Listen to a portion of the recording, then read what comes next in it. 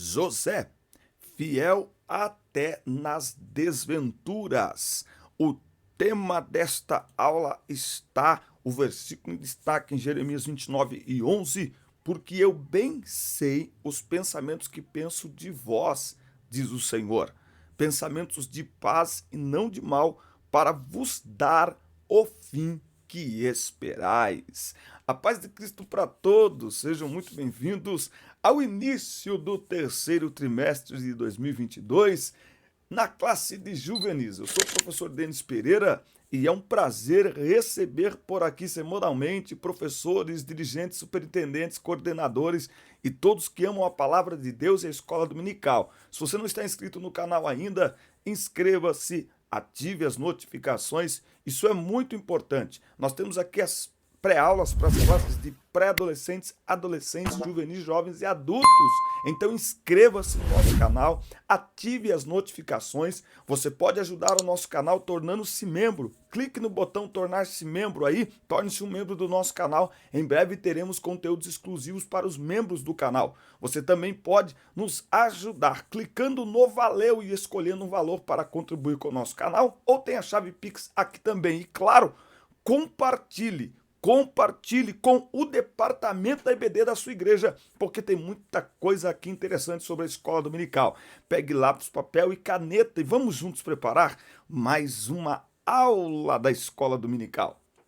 Muito bem, a leitura bíblica em classe aqui da nossa aula está em Gênesis capítulo 37, do versículo 1 até o versículo 11. Enquanto você vai aí se encontrando na revista, preste atenção aqui aos avisos. Aqui na descrição do vídeo tem o meu link de WhatsApp para pregações. Temos atendido os irmãos aí em diversos lugares. No último sábado, ministramos à tarde no pré-UMADEB, na sede da Assembleia de Deus em São Paulo, ali no Belenzinho. Gratidão ao pastor Lelis, coordenador-geral da UMADEB, ao pastor Eduardo Ribeiro e Anderson Ribeiro, amigos nossos que fizeram contato conosco, e toda essa turma linda e abençoada da UMADEB, que Deus abençoe vocês. Portanto, o contato WhatsApp está aí, será um prazer atender os irmãos, tá certo?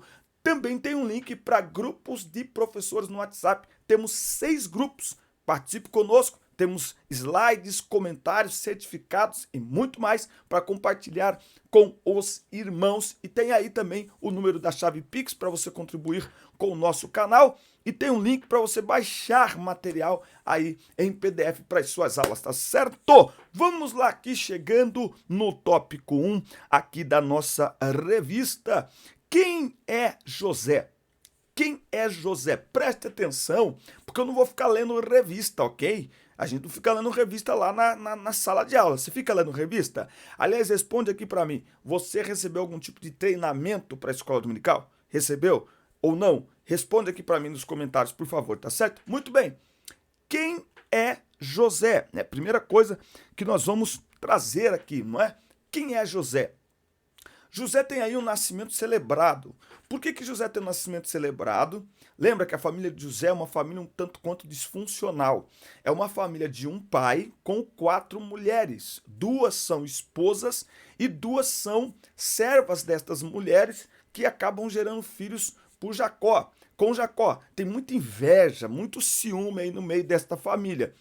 E acontece que entre essas 4 mulheres, a que Jacó ama é Raquel, que é estéril, não pode gerar filhos. Mas depois de algum tempo, ela gera um filho. O primeiro filho, o primogênito da mulher que Jacó ama é José. O seu nome significa Deus acrescenta filhos, ou Deus acrescenta, ou que ele possa aí acrescentar. Então é dentro deste contexto que José nasce, dentro de um contexto de uma família disfuncional, onde tem muitas intrigas, muita rivalidade, e aí ele nasce.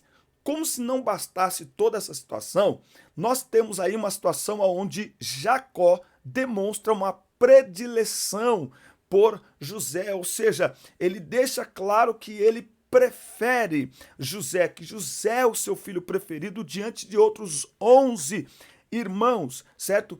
E ele faz isso dando aquela famosa túnica colorida, ou seja, por onde José andava, as pessoas viam que ele era o filho preferido de Jacó, certo? Então essa é a história, este é o cenário, o pano de fundo aí desta nossa lição, tá? Então você tem aí essa família, e aí você tem este jovem, você tem José, que nasce dentro deste contexto, tá certo?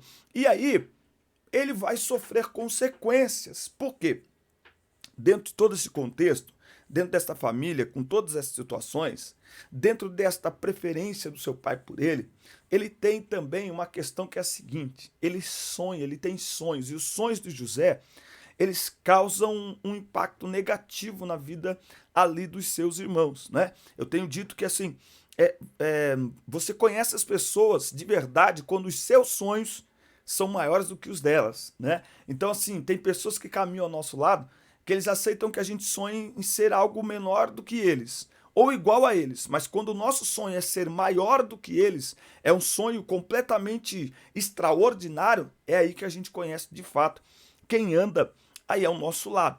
Então, ele vai sofrer consequências aí por conta deste contexto e aí por conta dos sonhos que ele sonha. Mas uma coisa que eu quero pontuar aqui nesse primeiro tópico é o seguinte, que primeiro, José conta seu sonho para os seus irmãos. Logo, se os irmãos de José não compreendem os sonhos que ele conta, o errado não é o José ter contado.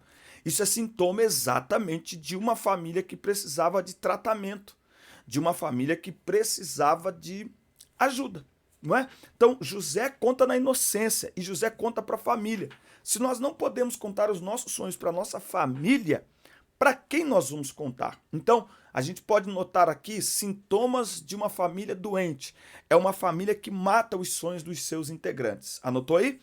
Sintomas de uma família doente. É uma família que mata os sonhos dos seus integrantes. Então, esta família precisava de tratamento. Não é José que tinha que se calar. É esta família, são seus irmãos que não souberam se comportar diante ali dos seus sonhos, até porque estes sonhos mostravam uma situação que eles não queriam viver, que eles não entenderam, na verdade, não é? Eles não entenderam. Quando José sonha que os feixes de trigo de todos se curvam diante dele, eles entenderam que José estava dizendo que eles iriam servir José. Mas, na realidade, o que Deus vai mostrar ao longo de toda essa história é que Deus o colocaria nessa posição para que José pudesse servir a sua família, porque para Deus, posições de destaque são oportunidades para servir. Ô, pelo amor de Deus! É o Espírito, isso é o Espírito. Para Deus, cadê meu celular? Eu vou pôr no tweet. Eu vou colocar no tweet, meu irmão. Vamos anotar? Vamos anotar. Aqui, ó. Para Deus, vamos lá? Vamos ver quem está assistindo aí e vai escrever aí nos comentários, tá? Para Deus, posição de destaque é oportunidade para servir. José entendeu isso, que ele iria servir a sua família, mas os irmãos acharam que não. Os irmãos enxergaram de uma outra forma. Então a gente tem que tomar cuidado, porque as nossas emoções podem nos impedir de enxergar aquilo que Deus está colocando diante de nós, grandes oportunidades que Deus está colocando diante de nós. Mas como ele está dentro desse contexto complicado, de rivalidade, de ódio, então ele começa a sofrer consequências de tudo isso. Eles começam ali, o clima começa a não ficar tão interessante, a não ficar tão legal. Só que a história não para aqui, isso que é interessante, por isso que a gente tem que seguir em frente. Então você anotou aí, no primeiro tópico, para Deus, posição de destaque e a oportunidade para servir. Anotou aí? Muito bem. Bom, aí a gente vem para o tópico 2, tá? Você já se inscreveu? Ainda não? Inscreva-se, ative as notificações, dê like no vídeo que é importantíssimo, clica no valeu, torne-se membro. Ó, 3 formas de você ajudar o canal, tá? Tornando-se membro, clicando no valeu ou a chave Pix está aqui na descrição. Será um prazer receber a tua ajuda para investirmos em mais estrutura para essa produção de conteúdo aqui, tá? Ó, tópico 2, as desventuras de José. Aí nós vamos ter aqui 3 situações, que é a traição dos irmãos, as consequências ali, a traição dos irmãos, a calúnia, tá?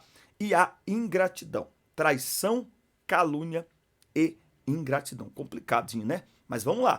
Todo mundo olha a história de José. Nossa, José é governador, mas olha o que ele passou até chegar na posição de governador. Bom, nós temos aí primeiro a traição dos irmãos, tá? A Bíblia diz aqui no versículo 5 que os seus irmãos o odiavam cada vez mais, que eles não conseguiam falar com José de maneira amigável. Aqui nessa versão diz que eles passaram a nutrir ainda mais raiva dele, ou seja, era um sentimento alimentado. Meu Deus do céu, eu vou colocar aqui, ó, sentimento alimentado. Ó, uma coisa é você sentir algo, outra coisa é você alimentar um sentimento negativo em relação às pessoas, tá? Toma muito cuidado com isso. Por quê? Porque conforme eles foram alimentando esse sentimento, eles acabaram materializando isso, colocando isso para fora, né? Colocando isso para fora. E aí eles criaram toda uma trama ali para prejudicar José. Eles criaram todo um roteiro para prejudicar José, não é? Um roteiro cheio de mentiras, e aí eles mandaram José embora, venderam José ali para aquela caravana de ismaelitas, midianitas que estavam passando, e venderam José como escravo. Curiosidade, José foi vendido por 20 moedas de prata, sendo que um escravo, ele é vendido por 30 moedas, e José foi vendido por 20, então ele foi vendido pelo preço menor do que do preço de um escravo, tá? Então, veja, eles criaram todo um plano ali para tirar José de cena, para perseguir mesmo José. Essa é a primeira situação que José vai enfrentar de maneira prática, tá? Eles até quiseram matá-lo, mas Deus preservou a vida de José. Bom, lá no Egito ele foi parar na casa de Potifar. Na casa de Potifar, a Bíblia diz que o Senhor era com ele. Gênesis 39, 3. O Senhor era com ele de maneira que Potifar olhou e viu que tudo que ele colocava a mão prosperava, não é? Tudo ali prosperava. Só que aí ele foi caluniado lá, porque a mulher colocou os olhos nele, a mulher queria pegar José de todo jeito. José, cheio do Espírito Santo e com maturidade, entendeu que ele não podia brincar com a situação. Então José nos mostra que quando o assunto é desejos da carne, é tentação, forte não é quem mede força, mas quem foge, não é? Então você tem que fugir. Então ele fugiu, mas ele foi caluniado e ele foi preso, ele não foi condenado, tá? Ele foi jogado na prisão, está aqui no capítulo 39, ele foi jogado na prisão, certo? Ele não chegou a ser julgado nem a ser condenado. Na realidade, com esse ato, se Potifar acreditasse que era verdade, ele poderia ter mandado até mesmo matar José, mas ele colocou-o na prisão. E lá na prisão, a Bíblia diz que Deus abençoava tudo que José fazia. Olha o que diz o 39, 23. O carcereiro-chefe passou a não se preocupar com mais nada, pois tudo corria bem sob a administração eficaz de José, porque o Senhor estava com José e o abençoava com bom êxito em tudo que realizava. Então, até na prisão, o Senhor mostrava que estava com José, não é? Lá na prisão, ele vai conhecer também a ingratidão, porque ele decifra sonhos do padeiro e do copeiro. Assim como ele decifra, acontece, o copeiro volta para o palácio, volta a servir a Faraó, mas ele se esquece de José. Ele não se lembra de José. Sabe por quê? Anote aí, os planos de Deus, vamos anotar aí? Os planos de Deus não têm atalhos. Os planos de Deus não têm atalhos. Eu aprendi uma coisa aqui. Enquanto não chega o tempo de Deus, não há o que a gente possa fazer para mudar a situação. Não adianta. O que para José, o que para nós são simples adversidades, para Deus são elementos de um plano que ele está construindo e executando na vida de José. A grande lição desse tópico 2 é: nem a calúnia, nem a ingratidão, nem mesmo o fato de ser traído por seus irmãos, nada abalou José. Nada abalou José. E nada fez José perder o foco. Então, a pergunta que a gente deve fazer nesse tópico é: qual impacto as adversidades têm tido na sua vida? Qual impacto as adversidades têm tido? Ou seja, será que você não tem mudado de foco, de visão por causa das adversidades? José nos mostra que nenhuma adversidade tira o foco quando nós estamos focados em Deus. Nenhuma adversidade tira o foco quando o nosso foco está em Deus. Nenhuma adversidade tira o foco quando estamos focados em Deus. Entendeu? Nada tira o nosso foco. Então, na vida de quem vence, anote aí, na vida de quem vence, na vida de quem prospera, na vida de quem supera, existem adversidades. E se você quiser vencer, conquistar, prepare-se para as adversidades. Não há vitória sem luta, não há vitória sem adversidade. Não existe vitória sem adversidade. Então, se você quer vencer, prepare-se para as adversidades. Toda trilha de vitória, toda trilha de conquista, toda trajetória de vitória é marcada por adversidades, por decepções, por frustrações, por dificuldades. Então, ao invés de ficar chorando por causa das coisas que estão acontecendo na tua trajetória, siga firme, fique firme e fique na vontade de Deus. Permaneça firme na palavra de Deus, porque creia, por esta palavra, pela história de José, Deus usará cada detalhe da sua história, inclusive os negativos, para lhe fazer alcançar tudo que ele determinou para a tua vida. Oh, glória! Eu sinto Deus aqui, não é assim que a gente fala? Que a gente é meio professor, pregador, tudo vai que vai. Certo? Então, tudo, Deus vai usar para glorificar o nome dele. Você só não pode se afastar do caminho. Você só não pode desistir. Você só não pode olhar para trás. Você só não pode usar as adversidades para dizer assim: ah, fazer o quê, né? Tá acontecendo coisa tão ruim comigo. Entende? Porque José podia falar assim: quer saber, irmão? Tá tudo dando errado pra minha vida mesmo. Eu já tô lascado mesmo. Vou me entregar essa mulher aqui. José, não use as adversidades como justificativa para pecar. Não use tuas fraquezas como justificativa para pecar. Não faça isso. Muito bem. Tópico 3. E aí? Você já se inscreveu no canal? Você já se inscreveu aqui no nosso canal? Se não se inscreveu ainda, inscreva-se, ative as notificações, dê like no vídeo, comenta o vídeo que é muito importante para nós e nos ajude, contribua com o nosso canal, clicando no valeu, tornando-se membro ou através da chave Pix que está aqui nos comentários. Tópico 3 aqui do nosso canal, os planos de Deus. E aqui no tópico 3 vai concluir aqui essa lição, porque de sonhador a governador. Aí eu pergunto, você acha mesmo que José imaginou que se tornaria governador? Tem até um hino que fala, né? Eu vou fazer de ti governador, irmão. Imagina, irmão. Não faz sentido, não. José pode ter imaginado que teria uma posição de destaque, mas não que se tornaria governador do Egito. Não faz sentido. Agora, ele não sabia, mas Deus sabia. Então, confiar no Senhor é acreditar que Ele tem planos melhores e maiores ao nosso respeito do que os nossos próprios planos. Anotou, não? Falei rápido, né? Confiar no Senhor é acreditar que Ele tem planos maiores e melhores ao nosso respeito do que os nossos próprios planos. Confiar em Deus é crer que Deus nunca perde o controle. Nunca perde o controle. Confiar em Deus é acreditar que Ele nunca perde o controle. Você sabe o que me chama a atenção aqui? Presta atenção o que me chama a atenção aqui. O que me chama a atenção aqui é que quando a gente abre a Bíblia de Gênesis 37 até Gênesis 45, não há uma palavra de Deus para José, nenhuma. Deus não envia anjo, ele não escuta uma voz, não tem nada. Só tem os dois sonhos, somente os dois sonhos. E se você olhar o sonho, nós, hoje, como nós entendemos toda a história, a gente fala assim, os sonhos de José, não é assim?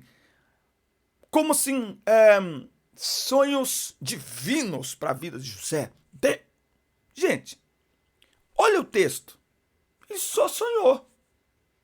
Claro que com o desenrolar da história a gente, sonhos de Deus, mas tira todo o desenrolar da história. Se a gente ficar só com Gênesis 37, do 1 ao 9, você só tem sonho. Você não tem nada aqui de extraordinário. Porque não, sabe, o texto não diz que, olha, um anjo apareceu e falou, como foi com Abraão, como foi com Gideão. Não tem. Uma voz ele ouviu do céu. Não tem sonho. Sonho todo mundo sonha. Agora, eu não sei o que tinha nesse sonho. Ali, estou falando agora de José, que ele entendeu que esse sonho não era um mero sonho. Então, tudo que vai acontecer aqui está no controle de Deus. Tudo. É muito lindo isso. Por quê? Porque para nós, são os irmãos de José, são as pessoas tentando atrapalhar José, mas para Deus não. Tudo o que José vive, o que José passa, o que José experimenta, Deus usa tudo isso como estratégia para conduzi-lo para onde ele queria.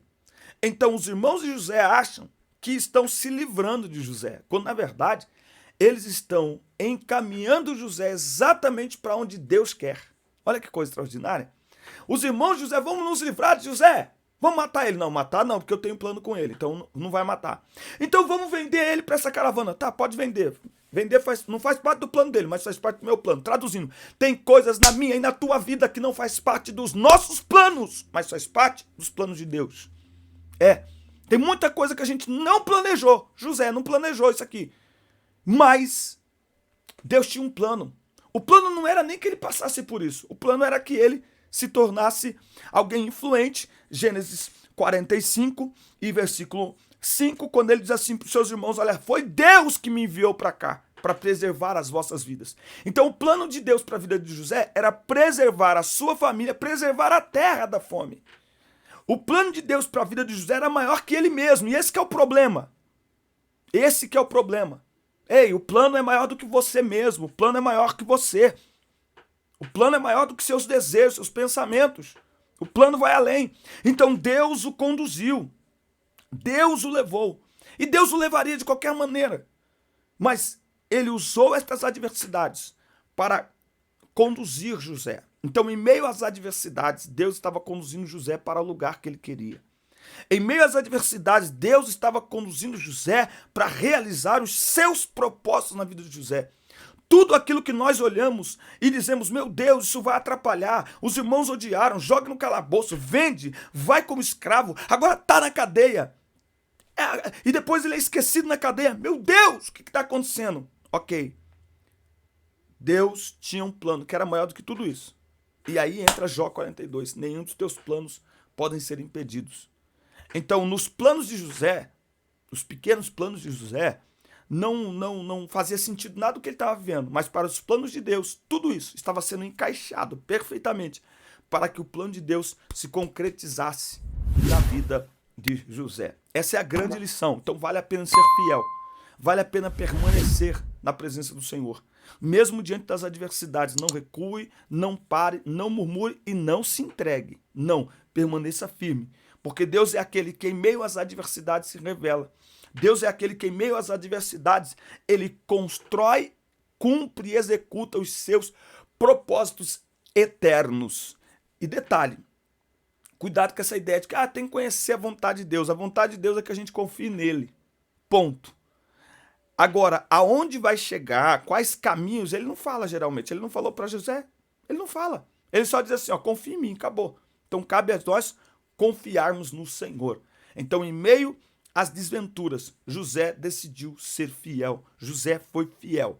Ou seja, é muito fácil a gente falar assim, Deus é fiel a mim. Mas aqui com José nós aprendemos que também é preciso que o homem seja fiel a Deus. José foi fiel a Deus. E porque ele foi fiel a Deus, mesmo em meio a todas essas adversidades, o nome do Senhor foi glorificado, José foi abençoado e José alcançou coisas que ele sequer imaginou. Eu duvido que José imaginou que se tornaria alguém tão importante e alguém tão importante a ponto de que passaram gerações e ainda hoje, e por enquanto a igreja estiver na terra, José será sempre lembrado como um exemplo de fé e de coragem e como um exemplo de fidelidade a Deus. Esse é o grande cerne desta questão.